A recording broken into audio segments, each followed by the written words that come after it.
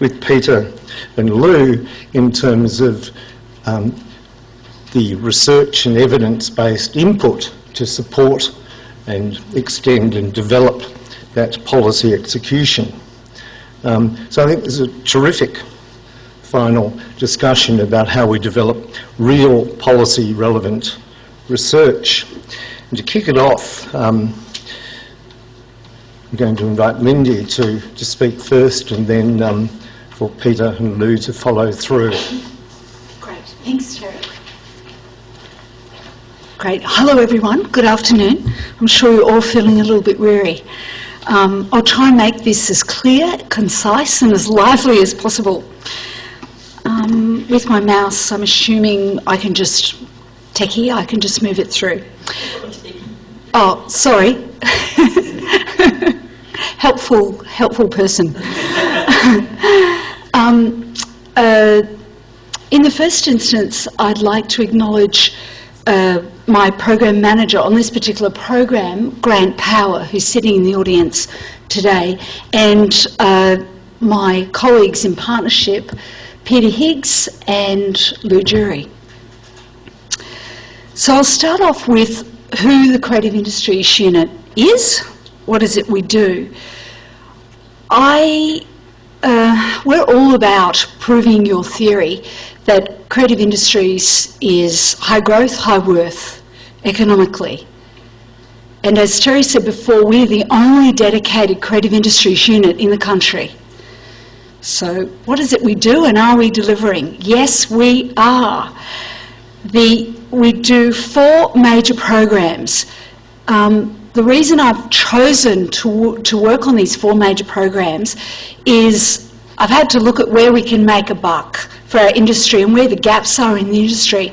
Creative industries, as you know, is incredibly broad. It's so all-encompassing. I've deliberately not worked in performing arts. Why? Because it's a heavily subsidised sector that the arts departments around the country and as the Australia Council federally look after quite well. I've deliberately not worked in film because, same again, the film departments around the country, as well as federally, look after quite well. So the 4 areas I've chosen to work in are, and develop programs from, heat architecture. Heat is designed to increase the revenue and economic viability of the Queensland's architecture and related design sectors. And I'm happy to say we're doing that. We kicked off in 2008, so we've been going for several years now. It's the only model of its type internationally, and it's seen as an exemplar, so much so that other countries are now wanting to give me big bucks to help them try and develop their own in their countries to emulate it. So basically, it's an overall sales pitch to the world market. Why am I going to the world market? Because to be a successful creative industry business, you have to work or think internationally. Your competitors, whether you like it or not, are not going to be in downtown West End Brisbane. They're probably going to be in Chicago. So even if you don't want to work in the area of exporting your services or products, you have to be world class, you have to be internationalised to be successful. The market for creative industries in Australia is too small.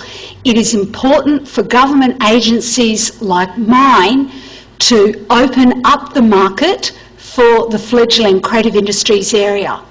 So creative industries as a whole is a fledgling industry sector.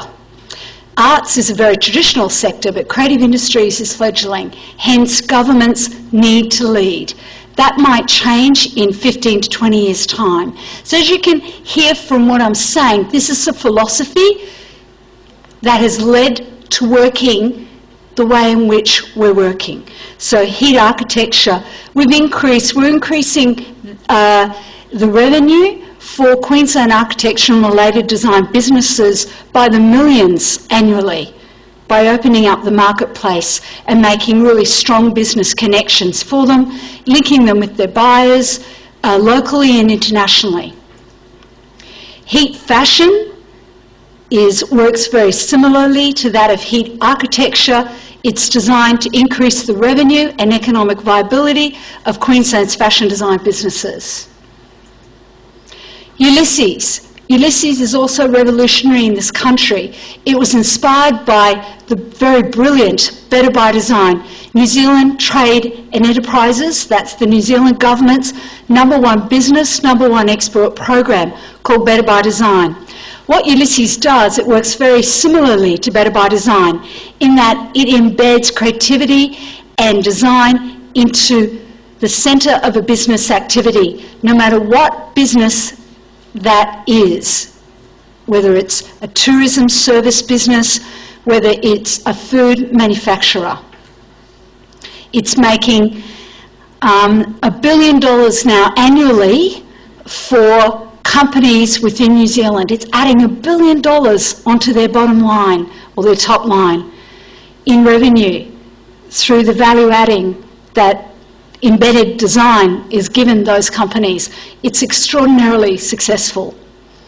One thing I should also talk about from a creative industries point of view is that there's a chronic oversupply, under demand of our creative industries talent. So schools like this one, QUT, and their brothers and sisters all over the country are producing extraordinary talent, creative talent. But there just isn't the business framework, there just are not the jobs there. It's not because the talents aren't there and they're incredibly worthy, it's because the demand's not there for that talent. So all of my programs are demand-led, they're not supplier-led. And if you want, I can talk to you more individually about exactly what I mean by that later. Arts departments work supply. Economic departments should be working demand. Creating the buyers, creating the customers.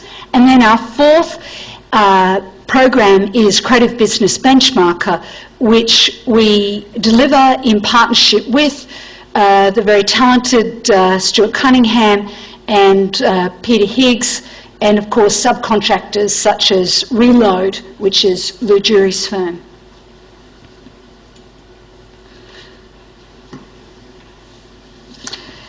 I'll just go back, sorry. Benchmarker. Okay, that's fine, I'll leave it on there. So now I'll talk in detail about Benchmarker, which is the topic, my topic for today. We started working with Stuart and his mob in March 2008. We've heavily looked at the architecture sector, graphic, web, fashion, jewellery, industrial design. We're about to heavily look at or obtain statistics on, for the very first time in the country, landscape architecture, interior design, urban design.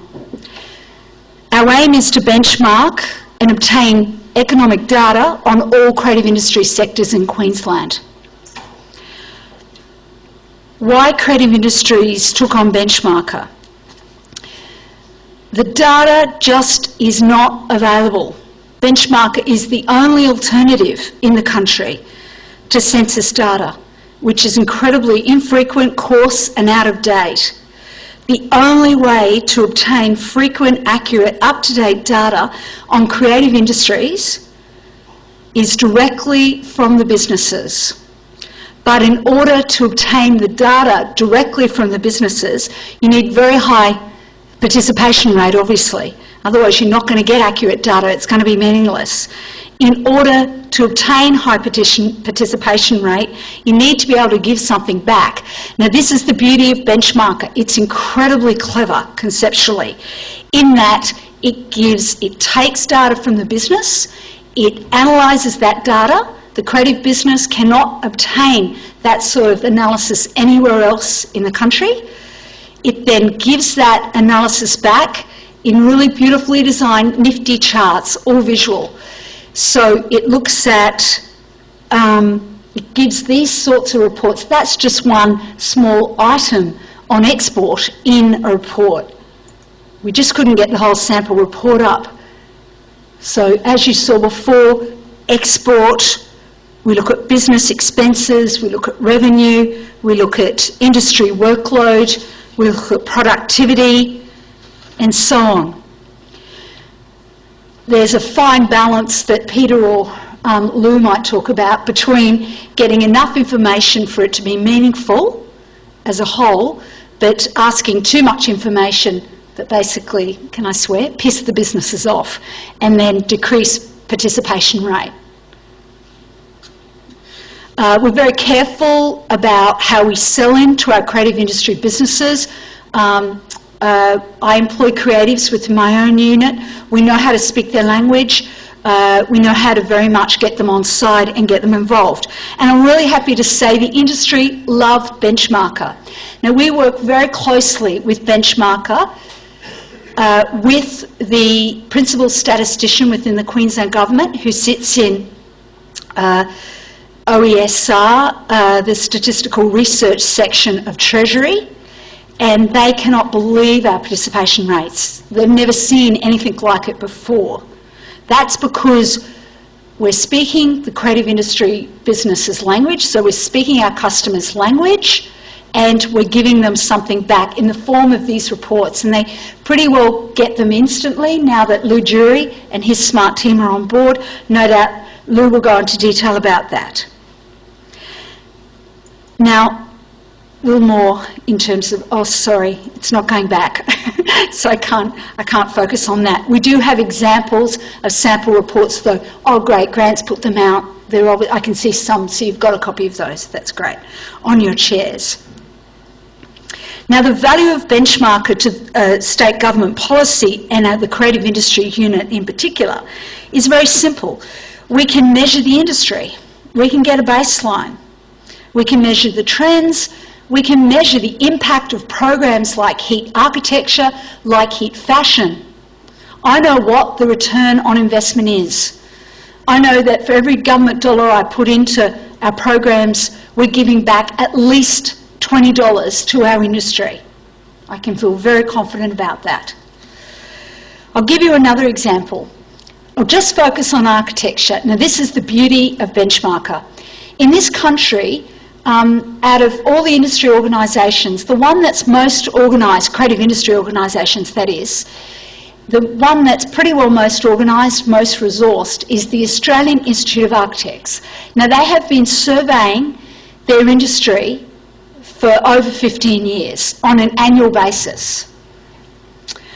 When I first started HEAT, I'd already conceived the concept because I wanted to create the demand. We had all this incredible talent here. By the way, when I say architecture and related design, related I mean interior design, landscape design, public art, and so on. So there's a lot of businesses there, a lot of talent that the world doesn't know about, but they do know about now after HEAT.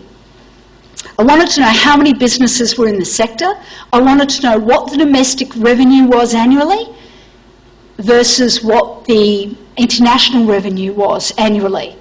They couldn't tell me a thing. They couldn't tell me how many businesses there were in Queensland. They couldn't tell me what the revenue was. They told me actually there were about 2,000 businesses. Wrong. Most of those people were deceased. We know. We rang their poor families to check. A lot of them were deregistered. That was also slightly sensitive.